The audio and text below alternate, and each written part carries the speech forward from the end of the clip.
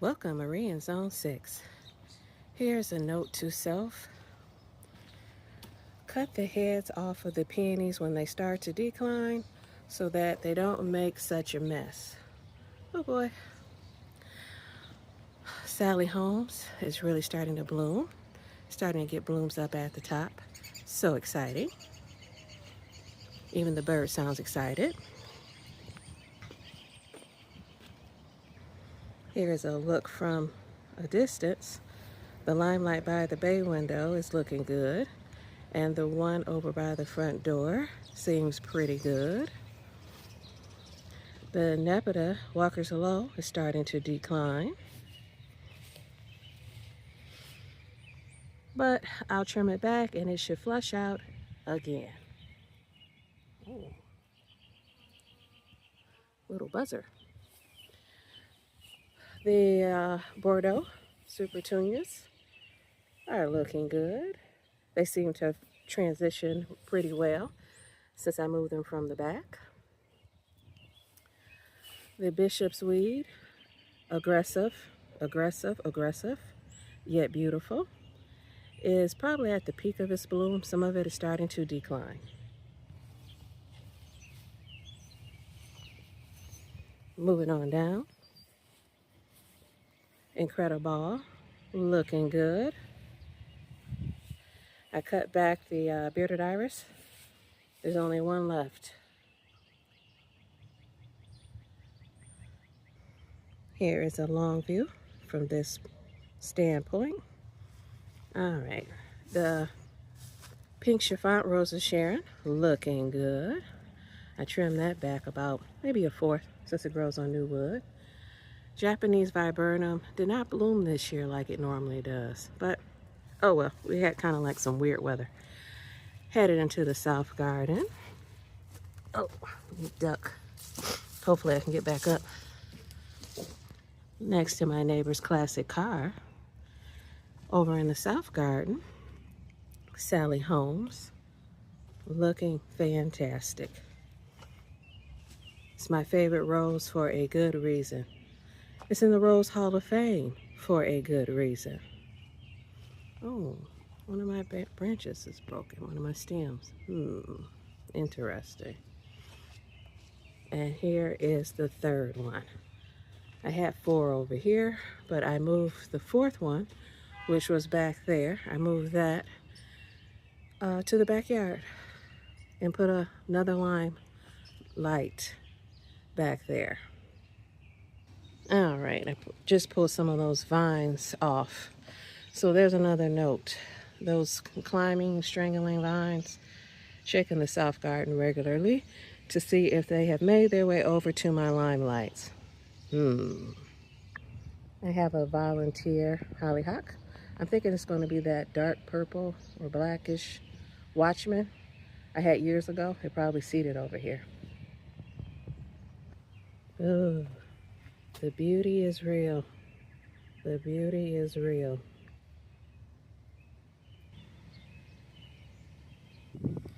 Since I cut back the daffodils on either side of the front walkway, the Snowdrift Super Petunias now have room to spread out. They were starting to grow up in between the daffodils. But I needed to give those daffodils time to absorb some energy. This Snow Princess lobularia is awesome. It is so vigorous. This is my first year with it. I have 4 of them, 2 here and 2 in back. Love it. Mini Vista Super Petunia, first year with it as well, and it's very compact and lovely, and it is growing well. And the Snowburst Verbena, Super Verbena, looking good. Ooh la la. That should fill in and create a overflow slightly onto the pathway leading to the front door, which will give a welcoming feel.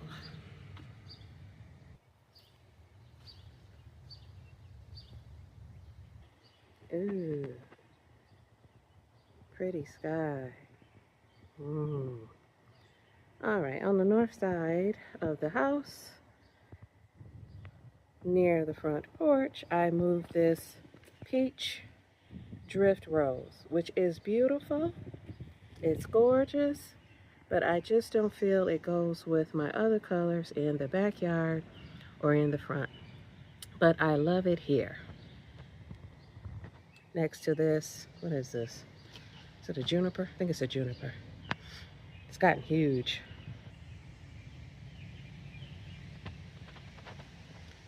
I acquired this rose dormant. So it looked like basic sticks and dirt in around December, and now it is quite lovely. New Dawn Rose, North Garden. No blooms yet, but there's a bud about to open.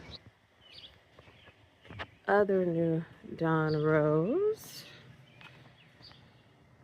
Same thing. No blooms, but there are several buds on this about to open.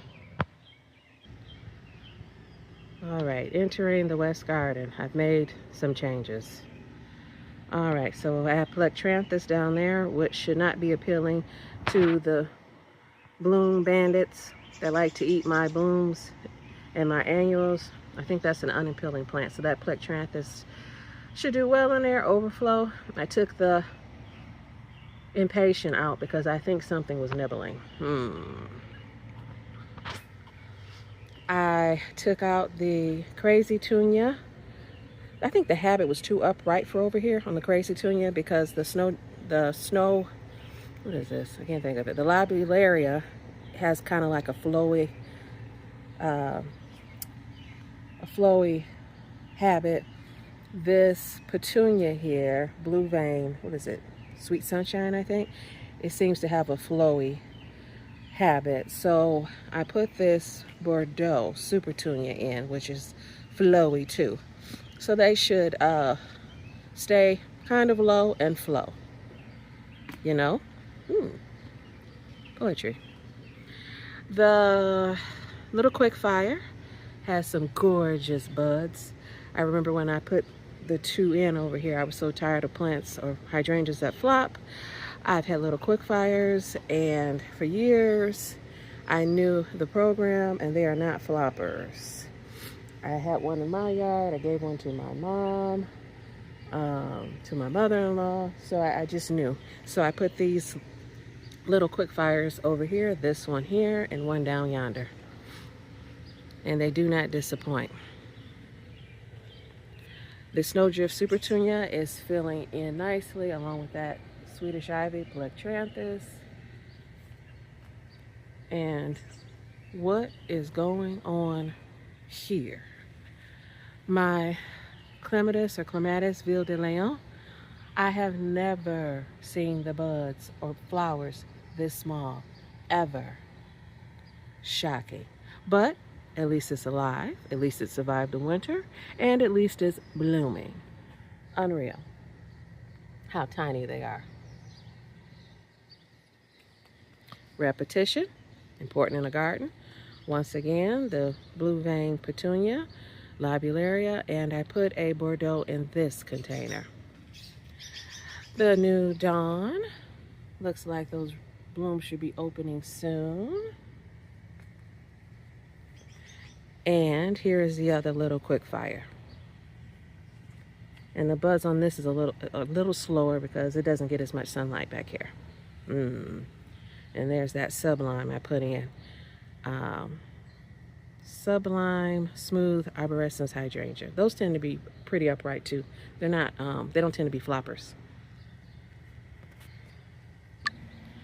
The vacillating weather this spring had a toll on my endless summer. So the stems that were old wood, they didn't do well. So I just cut them down, and this is the new wood growth on this one as well as this one. So they're small, but they're alive, and I love the leaves.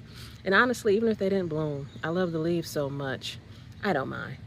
And it will give a chance for my Quickfire behind to shine, which has plenty of buds. I love Quickfire. Quickfire, Little Quickfire. A few others.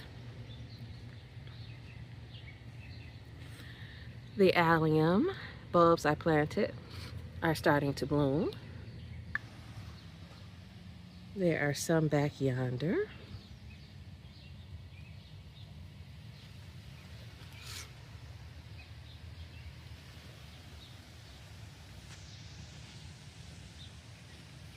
And over here by these waning peony blooms. Now, we had that steady rain overnight, and I mean steady. And look how dry it is under my hibiscus and under my little quick fire. The canopy of this tree obviously kept the rain from saturating this area. That's why it's good to go out after a steady rain and see where the dry spots are, because those are areas that will need supplemental water.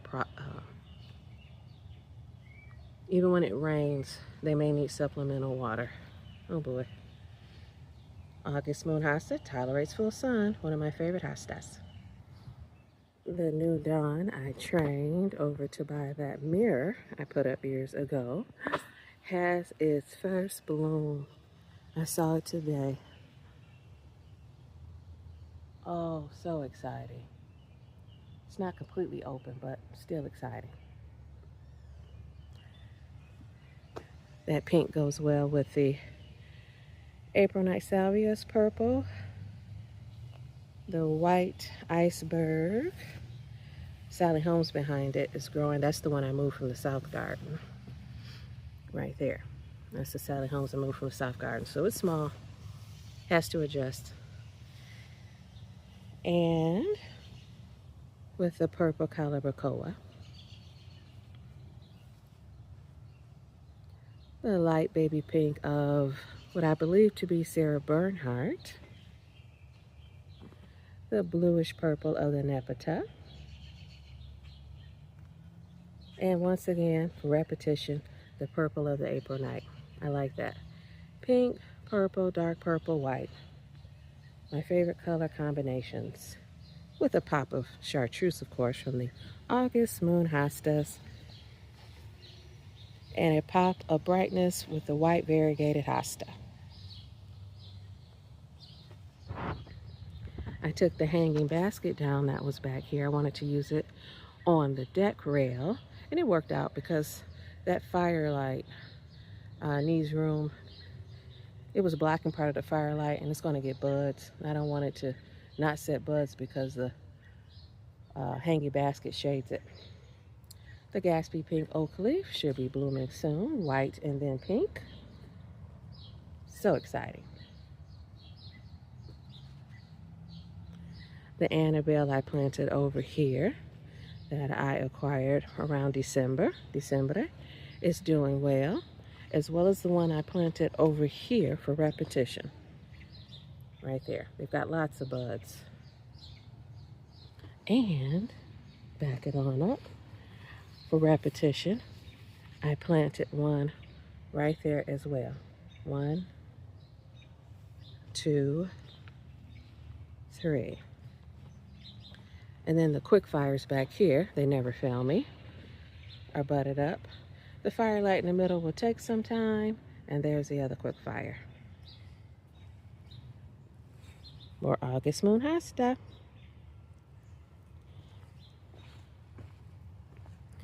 The beacon impatiens I put in. I think the groundhog or a rabbit's been nibbling some of them. But they're blooming and they're getting bigger, and the ageratum is starting to bloom. Or ageratum, whatever you like to call it. So the crazy petunias I took out of the container here and the container down yonder. And I like the purple here, the hint of purple, because there's a lot of pink in the yard. I put them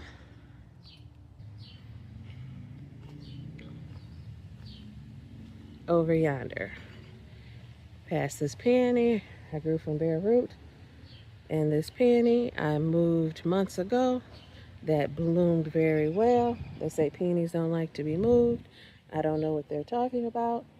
Past these sublimes I put in, probably, what was it, spring?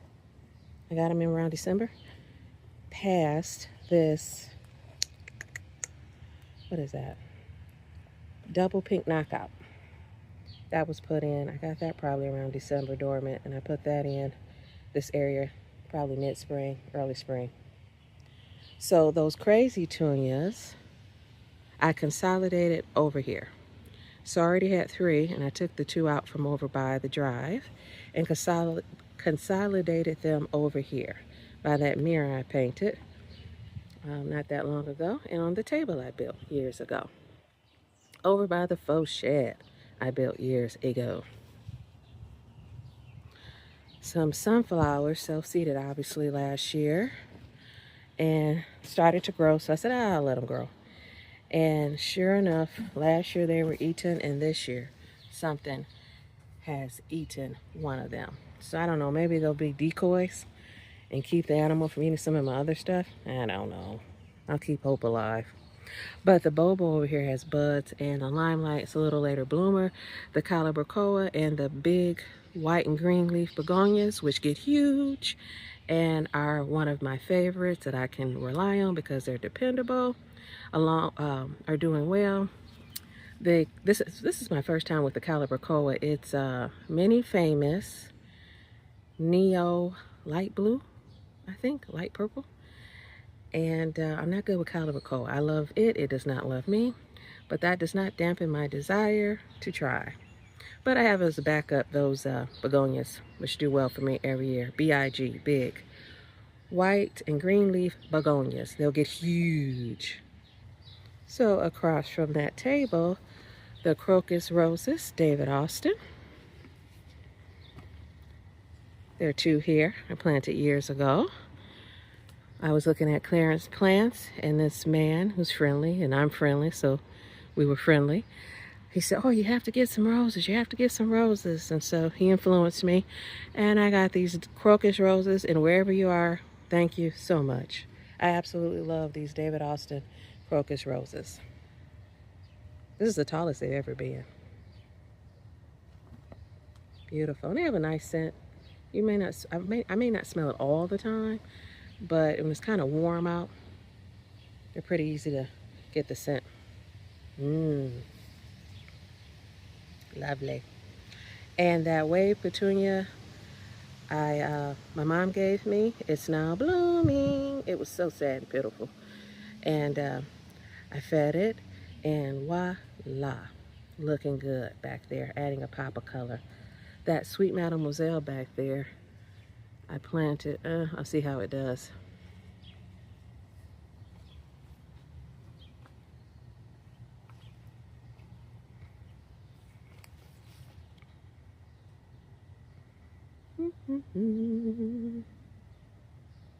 Ooh, what a beautiful sky.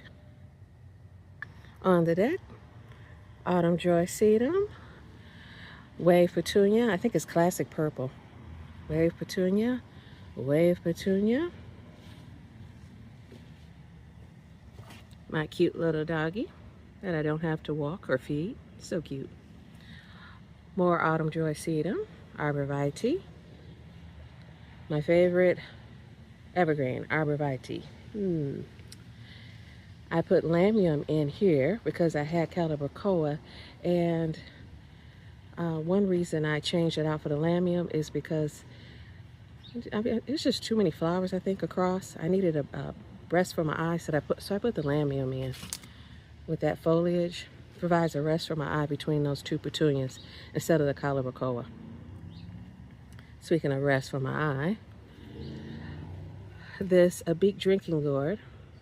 I got some soil on it, or compost, when I was repotting.